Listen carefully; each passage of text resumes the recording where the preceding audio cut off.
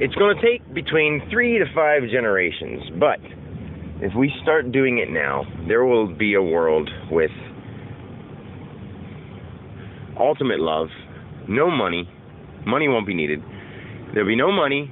There'll be no... I mean, there will still be the idea of violence and the stuff that has happened, because, of course, those things are going to either get worse, stay around, or be remembered. So the idea of those things will be around. But people will be like, there will be a point in time where the idea of war will be ridiculous. So people will think like, we need oil. I'm going to shoot you for it and blow you up because you don't agree with me. Like, how ridiculous is it now? If you start saying that to yourself, like, let's kill people because they don't agree with us. Yeah. Like, I mean, why doesn't the military general say that to himself as Daffy Duck? I'm going to kill people if they don't agree with me. Yeah. I'm going to join the forces and lead the way because the government says that we should fight for our rights because they don't have the same. They're just living things too. Go ahead. They're just living things too, and they don't have rights, so we should kill them. Yeah, I mean, start fucking thinking about it, people. And it's not. I mean, and people know that, but they do it anyway. So I don't know where did we go so wrong? I mean, anyway, I don't want to get too into that because that's just my opinion, I guess. But I mean, yes, we did have to do certain things in order to figure out the capabilities that we have and don't have. You know, so now we need to start seeing what capabilities we really have as a human vehicle, okay? Now, not worrying about what we can do to each other, how can we harm each other and be grotesque and mutilate each other and tear up the world and get fat and be rude and unhappy. Like, what the fuck? What the fuck? Seriously, people. Like, we have the ability to have a world of peace, a school that teaches things that people should know about living, not things that people should know about fitting in and being like everybody else. Things that people should know about living themselves. Teach people about who they are, what they are, not what everybody else has learned. And that other stuff that people have learned will come along as a hobby, as an idea. And guess what? People will do it because they'll want to. People will want to experience more. When you give people the option to have the experience themselves, they do. If you present school, try it this way. In the rebellious years of a teen, you set up the system so that instead of forcing things down their throat, you say, oh, you don't want to know about that. That's just secret. And then they'll fucking learn about it because they think it's a secret. It's sort of funny if you think about it that way. That's part of the whole thing as they get older, if they have that rebellious side to them, which if you start at a young age, they won't, because if you let them open up and be open about their feelings and talk about how they feel all the time. Like, the whole thing is to teach people not to be nervous and not to hold back and to be themselves. If they end up starting off violent, you learn how to correct them at a young age so that they stop being violent. If they start off by being, outgoing, good. Focus on an outgoing. Take them to a place where they're allowed to be a little more outgoing. There's a whole thing about control, and you teach control at certain points. And people that are reserved, you teach them how to be a little more open. There's different ways to approach different people. The curriculum will be more taught toward the parent to help the child, and the parent has to want to be part of that. This has to be if we are all one, we have to work together all the time with each other. So it's one of those kind of things. It's up to us.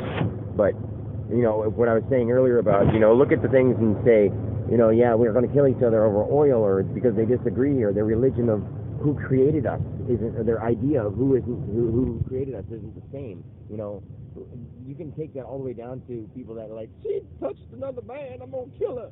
Or, he had sex with another woman, I'm going to poison him or shoot him. Like girls that do that, guys that do that, people that take things and think that they have the right to go kill somebody. I mean, we have the ability. We made up the word right. But of course we have the ability to do anything, but we pay for it the way we do, and whether it's karmic or whether it's blatantly you see somebody get a death penalty for something, like you pay for it one way or another. So it doesn't really matter. It's not that the killing is wrong or right. It's just that you pay for it one way or another because morally, spiritually, for your own development, you'll see what I mean. Like, you'll see what I mean. You've killed people before. We've all done it. So you'll see what I mean. You learn from those things. But then you're not going to do it anyway. You're not going to harm anybody. If there came a spiritual holy war and you had a reason to end the vehicle of a human being and pass them on to the next stage, I guess that would be there. But the chances of that are like the lottery, you know what I mean? So you're not going to be in the situation to have to do that to anybody at all, ever. It would be like the lottery, winning like the Powerball lottery 10 times in a row of why you would have to kill another person. You could, anyone attacking you or something like that, say, you know, you could subdue them. If it was a group of people, you had to whatever, yes, that's different. That's defense. You know what I mean? Why would you get yourself in that situation in the first place? You normally wouldn't be in that situation. See, now we have people that will senselessly attack others. That's because they were raised or brought up from a spot where they didn't have anybody to guide them. And people were like, oh, they were from a great family. Well, that great family must have neglected them in some way. And you have to go back and look at where the source was for each person and talk to the person who has those problems and actually help them from the source. Go back to whatever point in their life it was. Like, I've done it. I've gone back through my life and looked at everything I could remember, and from my youngest memory to my youngest, I mean, in this life, my youngest memory to the beginning of time. I mean, like, it's sort of crazy how just trying to self-reflect and spending enough time and years and effort and love and doing this thing that any person can have this happen. I'm sure it can happen faster in different ways for each person, or longer in different ways for other people. But even though mine happened some time ago when I was 20 kind of thing, and I didn't realize it, and then years and years later, and then just meditating after years of trying to do brain-enhancing activities like cognitive sounds and shit like that. I've just years of doing that stuff ended up triggering. I guess you'd say triggering. We're using words that we know. I guess I'm using words that people can relate to stuff. But like after all that time, I just basically it happened because I put that much effort into learning who I was and who we are and what everything is. Like, the reason people don't have this happen to them is because they don't put any effort into learning. They don't want to. They just go with, you know, what's cool. Listen to the song on the radio. Watch the TV show. Do that, yeah, sometimes. But spend a little bit of effort, 5-10 minutes a day doing it. And once in a while, you'll start seeing that you'll want to spend more time doing it, more time doing it, more time doing it. And next thing you know, your life becomes meditation because you love everything with a new kind of compassion. You see everything as the oneness it is. It all flows together. It's a song. It's a beautiful song. Sometimes it hits a spooky riff with some violins and cellos, but it all comes back out to pan flutes and bird chirps.